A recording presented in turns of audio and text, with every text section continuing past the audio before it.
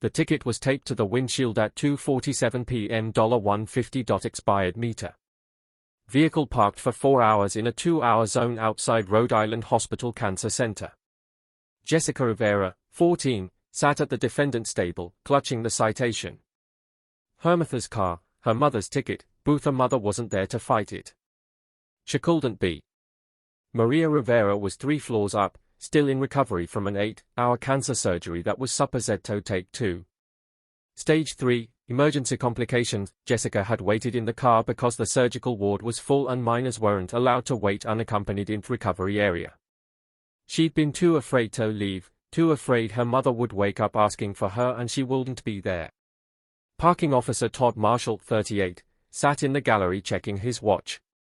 Simple violation, 4 hours is 4 hours. Rules are rules. Behind Jessica sat her aunt, Carmen Rivera, 41, holding a folder of hospital documents and a crumpled tissue. Carmen's hand rested on her niece's shoulder, and Judge Frank Caprio was about to discover that Officer Marshall had written 47 tickets outside this same cancer center in 6 months, targeting families during medical crisis, and that Jessica's $150 citation would expose a performance metric system that turned human tragedy into municipal revenue. But first, he needed to understand why a 14-year-old girl was defending her mother's parking ticket alone. Will the rules crush compassion today? Is this just 4 hours means 4 hours? Or will something bigger come to light when a child stands in court while her mother recovers from surgery 3 floors away? If you're rewatching from Providence, from a hospital waiting room, from anywhere someone you love has fought for their life, comment below and let us know. Subscribe to Order in the Court so you don't miss stories like this.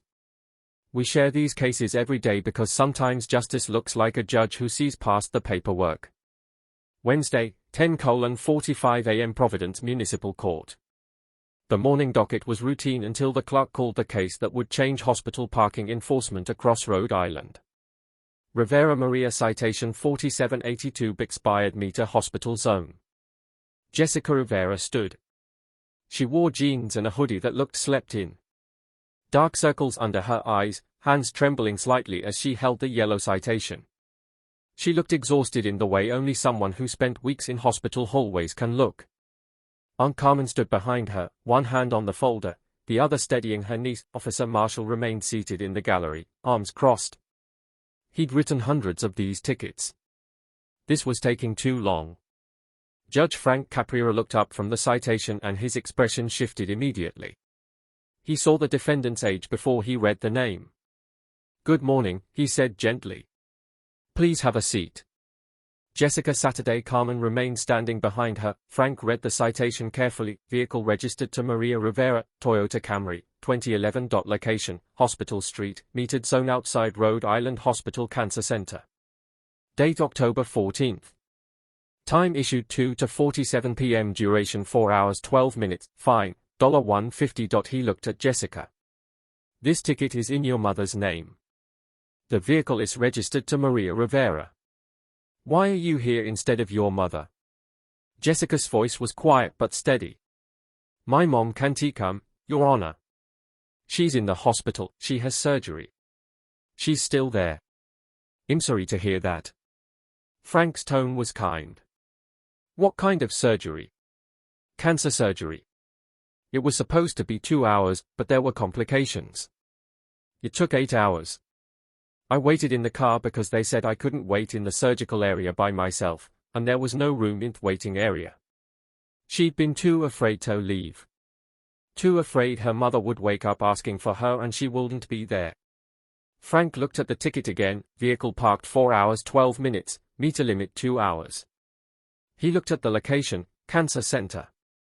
He looked at Officer Marshall in the gallery. "Officer Marshall, you issued this citation." Todd stood. "Yes, Your Honor."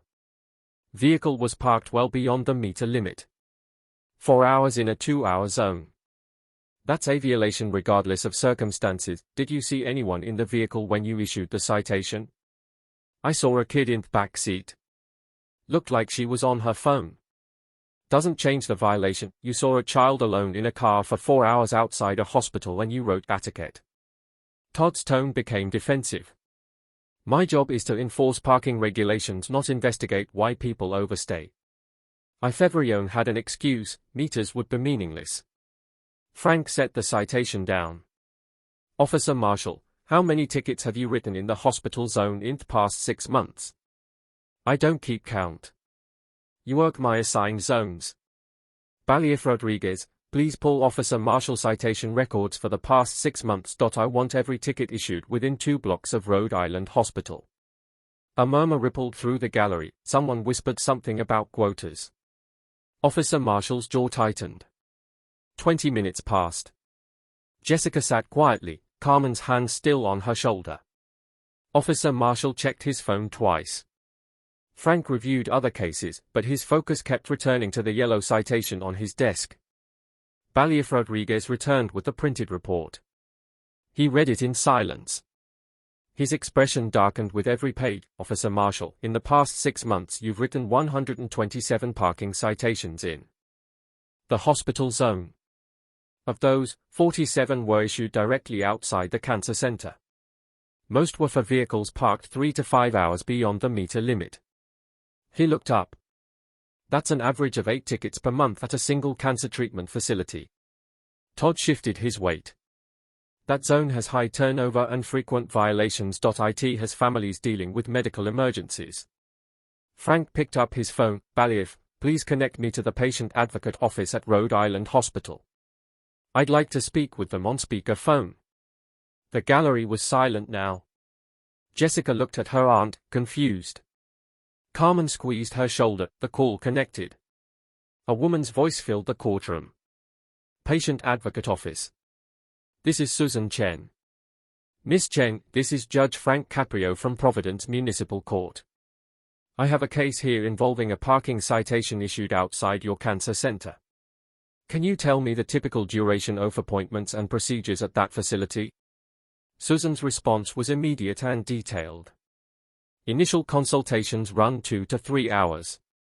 Chemotherapy sessions range from 3 to 6 hours depending on the protocol. Surgical procedures can take anywhere from 2 to 8 hours, sometimes longer if there are complications. We always advise families to expect procedures to run longer than scheduled because medical situations are unpredictable and parking availability. Susan's frustration was audible. It's a nightmare, Your Honor. We have 40 spaces for a 200-bed facility. The meters outside are 2-hour maximum. We've been requesting that the city extend the time limits or create medical validation zones for years, but nothing has changed. Meanwhile, families get ticketed while their loved ones are in surgery or undergoing treatment. It adds financial stress to what's already the worst time of their lives. Thank you, Miss Chen. Frank ended the call and looked at Officer Marshall. You've been systematically ticketing families during medical emergencies. The hospital's own patient advocate confirms that cancer procedures regularly exceed 2 hours, sometimes by 6 hours or more. You knew vehicles parked outside that facility likely belong to families dealing with life-threatening situations. Did you ever check with the hospital before writing a ticket? That's not part of my protocol. Did you ever ask yourself why a child was sitting alone in a car for 4 hours? I'm not required to investigate circumstances. The meter limit is 2 hours. The vehicle exceeded that limit. I wrote the citation. You wrote 47 of them at a cancer center. A voice from the gallery, quiet but clear. My husband had chemo there last month. I got a ticket. I was inside holding his hand while the drugs made him sick. I paid it. I didn't know I could fight. Another voice.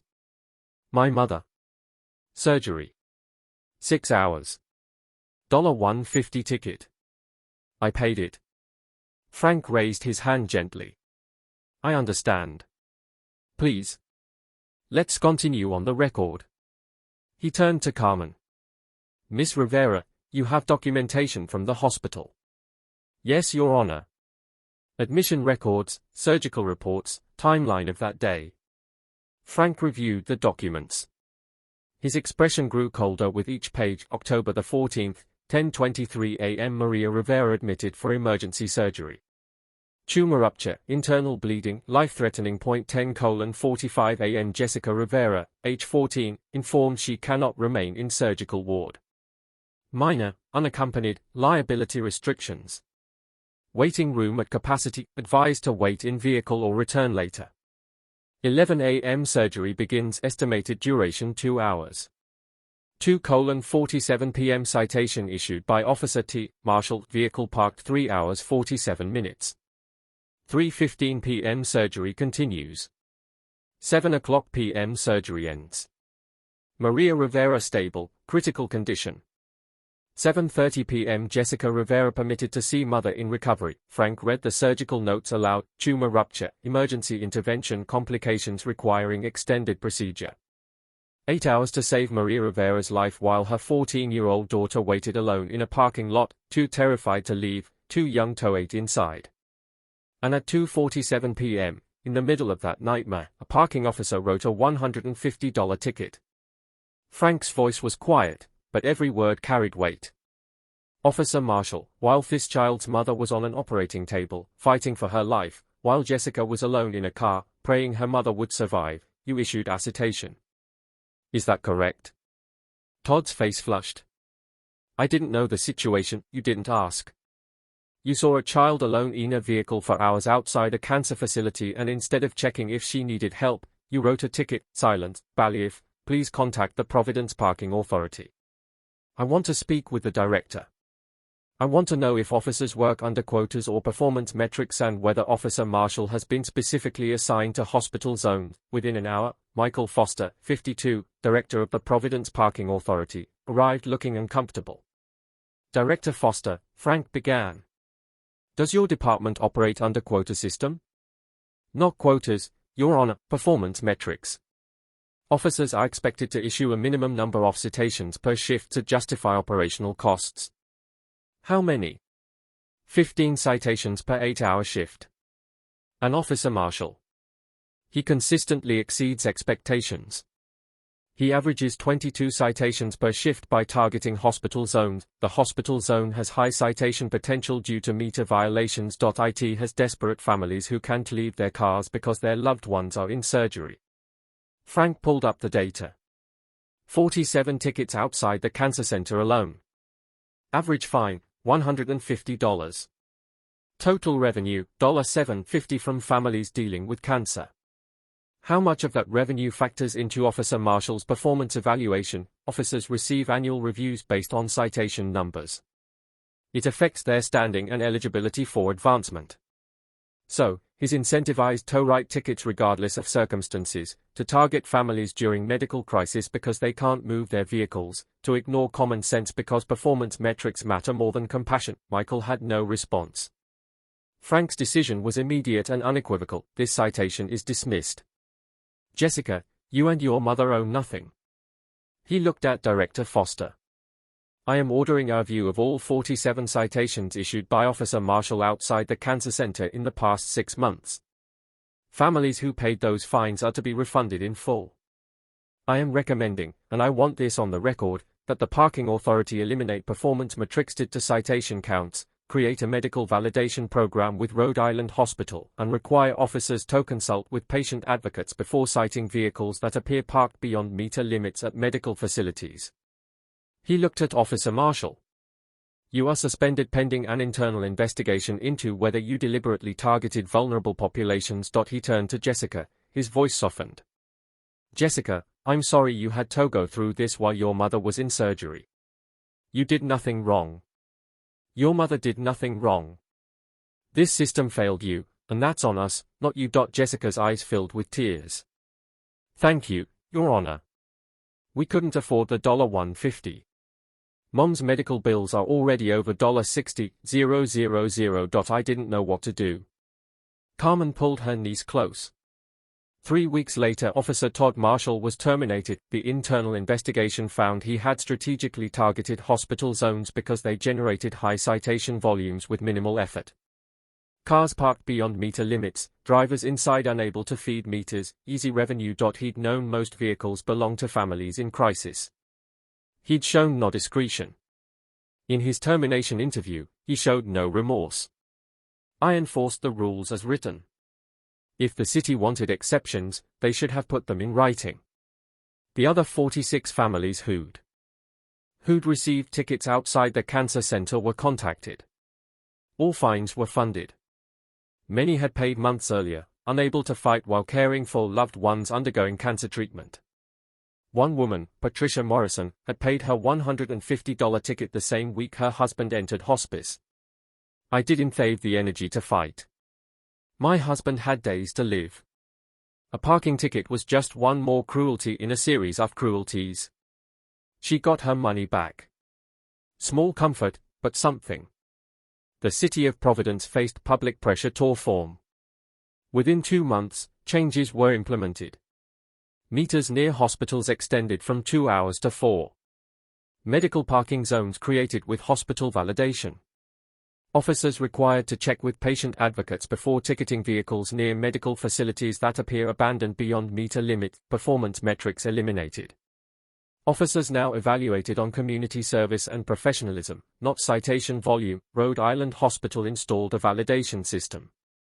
Families dealing with emergencies, long procedures, or extended visits could get parking validated at no cost. No more choosing between being present for a loved one and feeding a meter. The changes came too late for Jessica and 46 other families, but they would protect thousands of future families from the same trauma. Jessica Rivera is now 15. Her mother, Maria, is still alive. The surgery was successful. She's in remission, fragile, but fighting. When I got that ticket, I wanted to cry. Jessica says, now, Mom was in surgery. I didn't know if she'd survive. I was 14, alone in a parking lot, terrified. Then there's a $150 ticket on the windshield. She pauses. We couldn't afford it. But I didn't know you could fight a ticket. I thought you just paid. Carmen sits beside her. I was furious. My sister was fighting for her life and they ticketed her car with her daughter inside. It was cruel. So, I gathered the hospital records and we went to court. Maria Rivera, now 43, keeps the dismissed citation in a folder with her hospital discharge papers. These represent the same day, she explains, the day I almost died. The day Jessica waited alone. The day someone saw our crisis and wrote a ticket. And the day months later when Judge Caprio said, no, that's wrong, and made it right. Frank Caprio keeps Jessica's citation in his chambers, the yellow slip that started everything. $150, 4 hours, cancer center. Todd Marshall looked at that car and saw a violation. Frank tells visitors. I looked at the same citation and saw a 14-year-old girl waiting to find out if her mother would live. Those are two very different things. He holds up the ticket. This represents everything wrong with turning human suffering into revenue. Jessica's mother was in surgery. Jessica was alone and terrified. The city's response was a $150 fine. That's not law enforcement. That's a failure of compassion. Frank was later recognized by patient advocacy groups for exposing the hospital parking scheme. In interviews, he was direct. Parking rules exist to manage limited space fairly. But when someone's mother is in cancer surgery, fairness means understanding that feeding a meter is impossible. Jessica couldn't leave that car. What if her mother had died while she was at a meter? What if the hospital called and she wasn't there? A child's would have to choose between being available for her dying mother and avoiding a parking ticket. He held up the stack of dismissed citations. These represent 47 families dealing with cancer, surgery, treatment, and death. We ticketed them. We added financial stress to medical trauma. That's not governance. That's failing people when they need help most. Jessica's $150 ticket became a symbol. Patient advocacy groups use it in presentations. Hospital administrators reference it when lobbying for reforms. Ethics courses for parking officers cite it as an example of how rules without compassion become cruelty. Providence's reforms inspired 12 other cities to review hospital zone enforcement. Boston eliminated meters within one block of major hospitals. Hartford created free medical parking with validation. New Haven extended meter times to 6 hours near medical facilities. The changes came from Jessica's courage, a 14-year-old who could have paid the fine and stayed silent. Instead, with her aunt's help, she went to court. She told her story. She exposed a system that prioritized revenue over compassion. And Judge Frank Caprio listened. His courtroom proved that day that parking citations aren't just about rules. That a child waiting for her mother isn't a violation. That sometimes the most important thing a judge can do is see the human suffering behind the paperwork. Rules exist to serve people, not punish them. Compassion isn't an exception to justice. It's the purpose. What do you think? Should cities create medical parking zones near hospitals? Should officers who ticket families during emergencies face consequences? Share your thoughts. Subscribe to Order in the Court for more stories where justice sees people, not just violations, dramatization for storytelling and education, not legal advice or reporting.